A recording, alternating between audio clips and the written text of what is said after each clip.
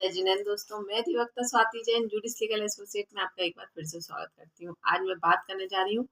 498 ए case को लेकर कि 498 ए के केस में पत्नी को क्या साबित करना होगा या 498 ए का केस किस प्रकार से किया जा सकता है। जानकारी पूरी पाने के लिए वीडियो में बने रहिए और अगर अभी तक आपने मेरे चैनल को सब्सक्राइब नहीं किया है तो प्लीज मेरे चैनल को सब्सक्राइब कर लीजिए ताकि आने वाली वीडियो की नोटिफिकेशन आपको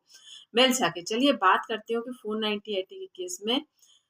क्या करना चाहिए या पत्नी को क्या साबित करना होगा। तो पहली बात तो हम ये समझ लें कि 498 का केस एक तो थाने से महिलाओं के द्वारा किया जा सकता है जहां पर पुलिस के पास जाकर एफआईआर दर्ज कराई जाती है। दूसरा होता है कि अगर महिला चाहे तो कोर्ट में भी जाकर डायरेक्ट 498 का केस कर सकती है। वहां से चार्जशीट तैयार होती है, इन्वेस्टिगेशन होती है, उसकी प्रक्रिया अलग होती है, तो वह प्रोसेस अलग रहेगी। अब यहाँ पर जो हम बात कर रहे हैं कि थाने में जाकर महिला के द्वारा एफआईआर करी जाती है, तो अगर महिला के द्वारा थाने में जाकर एफआईआर करी जाती है तो ऐसी परिस्थिति में पुलिस वालों के द्वारा बयान लिए जाते हैं, इन्वेस्टिगेशन की जाती है, उसके बाद चार्जशीट तैयार की जाती है, फिर वह चार्जशीट कोर्ट में पेश की जाती है। तो ये तो हुई 498 का केस करने की प्रक्रिया। लेकिन अगर 498 का केस महिला के द्वारा किया जाता है और उसके द्वारा पति और पति के घर वालों के ऊपर आरोप लगाया जाता है, तो ऐसी परिस्थिति में पति को क्या करना चाहिए कि न्याय जैसे ही आरोप लगता है या उसके पास फोन आता है तो उसे जाना चाहिए कि नहीं जाना चाहिए। तो यहाँ पर पति को डरने की किसी भी प्रकार की कोई आवश्यकता नहीं है। अगर फोन आता है, वह उपस्थित हो सकता है तो उसे उपस्थित हो जाना चाहिए। अगर किसी वजह से वह उपस्थित होने में असमर्थ है, मतलब बाहर है या कोई ऐसा रीजन है, बीमार है, कोई भी ऐसा रीजन है कि वह उपस्थित नहीं हो सकता है, तो उसे वह रीजन न्यायालय के थाने में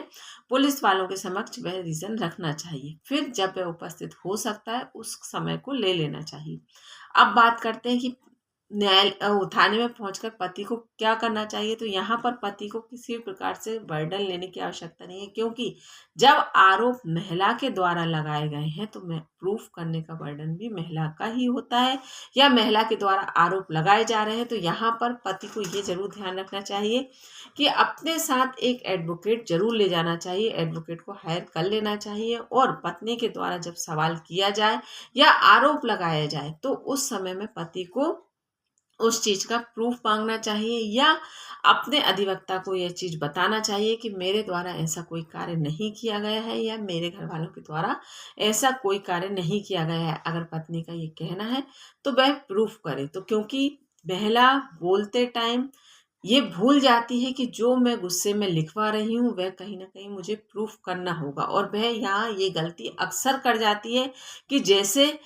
सास के द्वारा भी वैसा ही कार्य किया गया, नंद के द्वारा भी या पति के द्वारा या नंदेव के द्वारा, या नंद नंदेव बहुत दूर रहते हैं लेकिन फिर भी वह उनके खिलाफ उनका नाम लिखवा देती है। उनके द्वारा प्रताड़ना जो की गई है, जो कि किसी प्रकार से संभव नहीं है, इतनी दूरी पर है,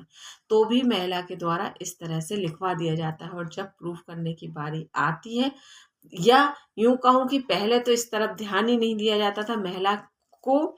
बेचारी बनाकर उसको उसको सारी सिंपैथी देकर उसकी ही सुनी जाती थी। लेकिन हाँ, अब जब हमारे सामने धीरे धीरे चीजों में परिवर्तन आ रहा है तो अब जजेस के सामने भी ये परिस्थितियां निर्मित हो गई हैं कि नहीं, महिला के द्वारा इन चीजों का गलत उपयोग किया जा रहा है, इन धाराओं का, या महिला को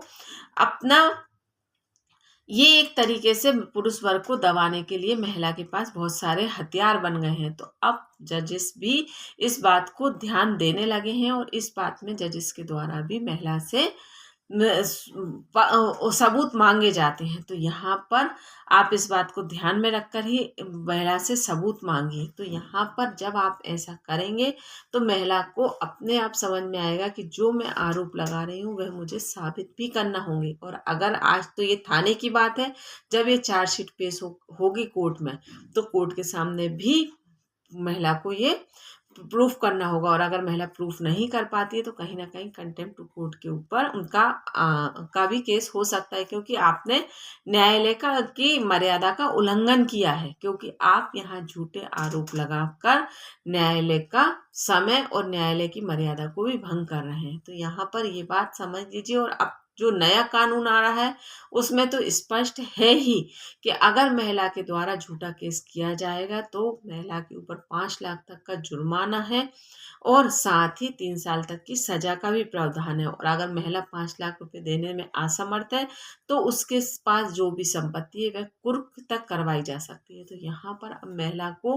498 का केस अगर करती है तो उसे साबित करने के आधार पर ही वह केस करेगी तो वह बच सकती है, अन्यथा वह मुसीबत में